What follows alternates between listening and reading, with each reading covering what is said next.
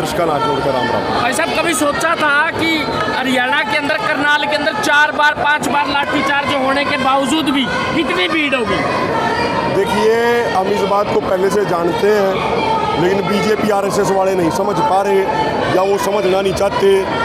ये किसान कौम को है ना, जितना दबाने का प्रयास करेगी यह सरकार, यो 10 गुना ज़्यादा ताकत है, मुंह तोड़ जवाब देगा। यह किसान कौम दबने वाली नहीं है, डरने वाली नहीं है, झुकने वाली नहीं है, पीछे हटने वाली नहीं है, बिकने वाली नहीं है। किसान सिर्फ आगे बढ़ना जानता है। यह सरकार एक तरीके से बेशरम हो गई है। कितनी बार इसको घुटने टेकने पर मजबूर कर चुके हैं, आज फिर इनको घुटने टेकने पड़ेंगे और किसानों की जीत होगी। क्या लगता है, धारा 144 लगी हुई थी, प्रशासन ने कहीं ना कहीं पे किसान को रोकने की बातचीत करी थी कि यहाँ पर ना आने पाए, उसके बावजूद भी किसान यहाँ पर पहुँचे। क्या लगता है, धारा 144 मजबूत थी या फिर कमजोर निकली? ये कई बार धारा 144 लग चुकी नहीं थी, कोई धारा 144 कुछ नहीं है। 1 साल से देख लो हरियाणा में कितनी बार धारा 144 लगाई इन्होंने, लेकिन हर बार इनकी धारा 144 हवा में उड़ गई। जब देखो, एक बात समझनी पड़ेगी, जब पेट की लड़ाई हो, जब ज़मीन बचाने की लड़ाई हो, जब ज़मीर की लड़ाई हो, तो कोई धारा 144 आगे नहीं आती। फिर तो सिर्फ किसान एक चीज़ उसको दिखती है कि मुझे अपने हक चाहिए, अधिकार चाहिए, न्याय चाहिए। हमारा एक भाई शहीद हो गया, यदि हमें और 1000 भाइयों को शहीद होने की जरूरत पड़ेगी तो हम पीछे नहीं हटेंगे, लेकिन तीनों काले कानून वापस कराओगे और एमएसपी पर गारंटी कानून लेकर जाओगे। अभिमन्यु भाई साहब, आपने तो शहीदी का दर्जा दे दिया, लेकिन सरकार ने अभी तक शहीदी का दर्जा नहीं दिया। चाहे कृषि मंत्री हैं JP दलाल जी, वो भी यही बात कहते हैं, काहे का शहीद भाई साहब, ये तो मर नहीं थे। जो अंग्रेज थे, अंग्रेज शहीद आजम भगत सिंह को आतंकवादी बोलते थे शहादत के बाद भी, और आज भी जो काले अंग्रेज हमारे देश में हैं, जो गोरे अंग्रेजों के गुलाम हैं, आज भी हमारे मुल्क में भगत सिंह को किताबों के अंदर आतंकवादी बताया जाता है। लेकिन देश तो जानता है ना, जो आदमी देश के दिल में होता है, सरकार क्या सोचती है, कानून क्या सोचता है, उसे कोई फर्क नहीं पड़ता। जो चीज़ देश के दिल में है, अब कहने को तो खट्टर हरियाणा के मुख्यमंत्री हैं, लेकिन हरियाणा का कोई आदमी उनको मुख्यमंत्री नहीं मानता है। वो मुख्यमंत्री क्या जनता मानती है उनको मुख्यमंत्री? ये कोई मुख्यमंत्री को 50 प्रोग्राम कैंसिल करा दिए, इन करनाल वाले भाइयों ने हेलीकॉप्टर हवा के ऊपर भगा दिया। 47 के बाद हिंदुस्तान के इतिहास में कभी होया था कि इसी मुख्यमंत्री की इतनी बेइज्जती हो जा? प्रधानमंत्री मोदी 66% रेटिंग थी इस आंदोलन के शुरू होने से पहले। गोदी मीडिया बता रही है कि आज 66% तक घटकर 22% रहेगी। ये तो गोदी मीडिया बता रही है, असलियत में जाओगे 5-7% रह रही होगी। और आंदोलन और 4 महीने चल गया, जहाँ मांग 4 महीने और पूरी ना करी तो अब महीने समय नहीं चली जावे। और एक और बात बता दें, जो मोदी साहब कहते हैं ना कि मैं तो फकीर हूँ, झोला उठा के चल दूंगा, मोदी साहब ये मत सोचियो कि आप देश में बेच दोगे और फिर झोला उठा के भाग जाओगे। भाजन नहीं देंगे, हर चीज़ का हिसाब किताब होगा। इस मुल्क को बर्बाद कर दिया इन बीजेपी आरएसएस वाले ने।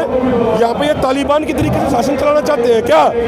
SDM आदेश देता है शर फोड़ दो, ये तो तालिबान के शासन में होता है। अभिमन्यु जी, जो मौजूदा सरकार है उसके नेता ये कहते हैं कि किसानों को, कृषि वाले जो नेता हैं, जो किसानों के नेता, उन्होंने गुमराह कर रखा है और उनके ऊपर लगातार FIR कट रही है। हो सकता है आज भी काफ़ी लोगों के ऊपर FIR कटे, उनके लिए जिम्मेवार आप लोगों को बताया जा रहा है, क्या कहेंगे? हमारे ऊपर भी FIR है, और एक बात खोल कर कहे हैं, यदि हमारे किसी भी एक भी किसान भाई को गिरफ्तार करने का प्रयास करा तो पूरा हरियाणा वहीं पे उसी जगह एकजुट होकर मुंह तोड़ जवाब देने का काम करेगा। किसी भाई की गिरफ्तारी नहीं होने देंगे। हाँ, यह जरूर कम है अपने भाइयों तक, भाइयों शांति बना कर रखनी है। यदि किसी भाई की कोई वीडियो बन गई जिसमें वो हिंसा कर रहा है, उसका तो हम भी कुछ नहीं कर सकते, मोर्चा भी कुछ नहीं कर सकता। हमारा भाई जो शांतिपूर्ण रहे हैं, एक भाई का खरोच नहीं आने देंगे। और जब पुलिस गिरफ्तार करने की सोचेगी तो पूरा हरियाणा गिरफ्तारी देने तैयार है। देख लेंगे इनकी जेल कितनी बड़ी है। आप लोगों को पहले सोचना चाहिए था, 4 बार ही लाठीचार्ज हो चुका है, उसके बावजूद फिर करनाल के अंदर आपने इतनी बड़ी महापंचायत रख दी। 2 बार सोचा क्यों नहीं? ये 10 बार कर ले तो 11वीं बार फिर रखेंगे।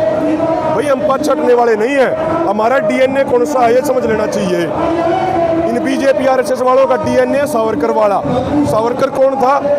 जब उसको अंडमान निकोबार जेल में भेजा, काला पानी की सजा दी, तो इसने सावरकर ने जिसको ये वीर कहते हैं, उसने अंग्रेजों से माफ़ी मांगी थी लिखित में। और यह किसान कौम किसका डीएनए है? या भगत सिंह का डीएनए, या छोटू राम जी का डीएनए, या चरण सिंह जी का डीएनए।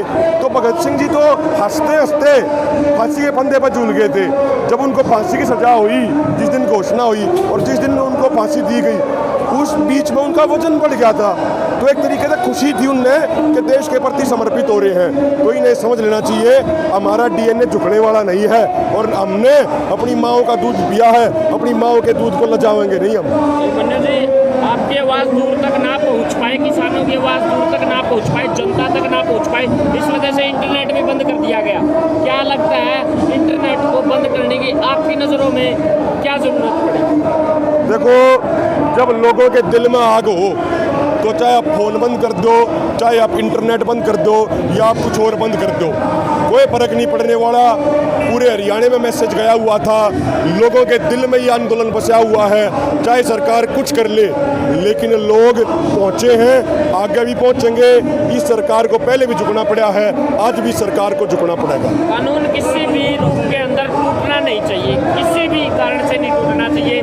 यहाँ के डीसी ने एक बात बोली थी, लघु सचिवालय का जो घेराव किया गया है, किया जाएगा, वो कहीं ना कहीं पर गलत होगा। जो मांगे आप मानने की बात कर रहे हैं, मनवाने की बात कर रहे हो, वो सरासर निराधार है। ये बातें रखी गई हैं। अब क्या सचिवालय का घेराव होगा? अगर सचिवालय का घेराव होगा तो हो सकता है दोबारा फिर लाठीचार्ज जैसी समस्या आ जाएगी। नहीं, मैं उस अधिकारी से पूछना चाहता हूँ, जब एसडीएम ये आदेश दे रहा था कि सर फोड़ दो, क्या वो कानून नहीं टूटा उस टाइम? उस टाइम कहाँ थे ये डीसी, एडीसी, आईजी और मुख्यमंत्री कहाँ थे? शर्म नहीं आई इनको थोड़ी बहुत? है एक आईएएस अधिकारी आदेश दे रहा शर्म फोड़ दो, थोड़ी बहुत तो शर्म होनी चाहिए। हकत ये खुट्टी पर टांग दी सारी शर्म है। कुछ तो अपने मन के अंदर कुछ तो जमीर होना चाहिए। ये राजनेताओं की गुलामी से कुछ नहीं मिलेगा। जो ये अधिकारी बन रहे हैं ये भी समाज से ही निकले हैं और रिटायर होने के बाद इसी समाज में इनको आना पड़ेगा।